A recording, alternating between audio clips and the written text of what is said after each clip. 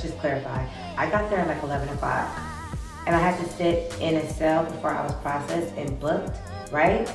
But that was after the shower situation. So at this point, I'm over it. Like, boom, over it, don't talk. So I don't know why I'm here. So when you're coming in here with your emotional energy, white woman, I don't give a fuck about why you're here, right? Bam. No, wrong. I don't know. It's my energy. She felt like I'm gonna open up to you and tell you what just happened. Lay it on me. This is great. This will take my mind off of what the fuck I just been through. So yes, what happened? She's like, tonight was the first night I ever told anyone where my bruises came from. And I was like, really? She said, yeah, I was with my fiance for 6 years and I think it's over. And maybe this is good for me. You know why? I said, why? She said, because I like to do meth. So, oh yeah, you like to do the big M, huh? Okay. So she's like, yes, and now I'm in here because I have a failure to appear. But you know why I couldn't appear? Because like, I don't have the money. We live in a tent. I said, you was with a man for 6 years and y'all live in a tent? She said, yes. And she said, and guess what? I created this little branch thing that covers us. Like, and you pull the string and it's able to cover us when it's raining. And when it's not, we are able to lay it out. It's not that bad. So what you're telling me is that you're an engineer? What you're telling me is that you're good with your hands? And your problem is that a man, that's one. Two, the meth. Why? I say the man because the man is gonna probably provide the meth. If you're not throwing a pussy back for it, he's finding his way to do something in regards to getting it so that you can do it, so that he can get some. Like, you know, it ties back to the man. I'm so convinced that Adam told Eve, what can you bring to this table? And she was like, well, damn, I guess an apple. I'm still convinced that. I'm so convinced that Eve was trying to impress Adam, and that's why we ended up in this whole like damnation of things and having a period. And so, in comes you. Another white woman. Oh, but she comes in like white tears.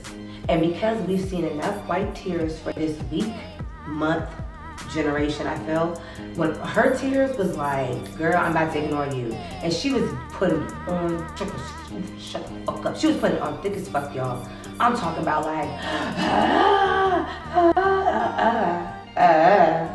and her cries were cries of, oh my goodness, I think I've lost my fiance forever. Oh my goodness, my kids come home tomorrow. I have 3 of them and I'm here in jail. What am I to do? And she kept asking me. And I get it. By this time, the white girl was already asleep. So I was the only person that was like, I ain't going to sleep, the fuck. Because I should be out here soon.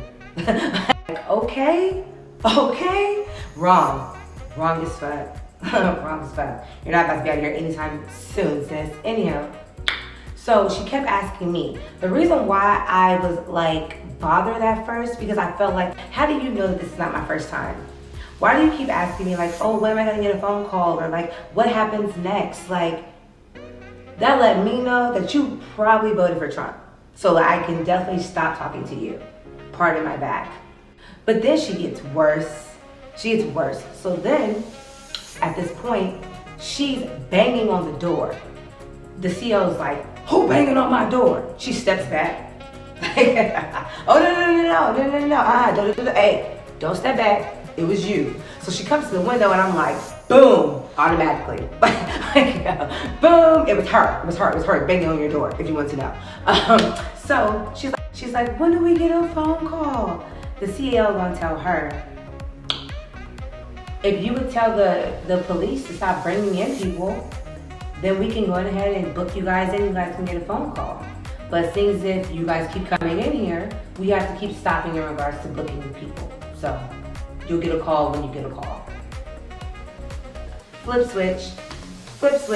I think that it was the flip switch of the black woman telling you to sit your ass back down and you gonna get what you gonna get when you gonna get it, that really sent her like, oh my God, what do you mean?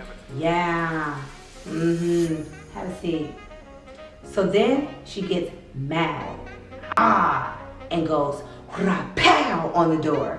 Oh yeah, it's gonna be good. I was like, yep, I want her to come. But then after she did that, what did she do? She went back and sat down ahead. So when they came, she was already like under the covers.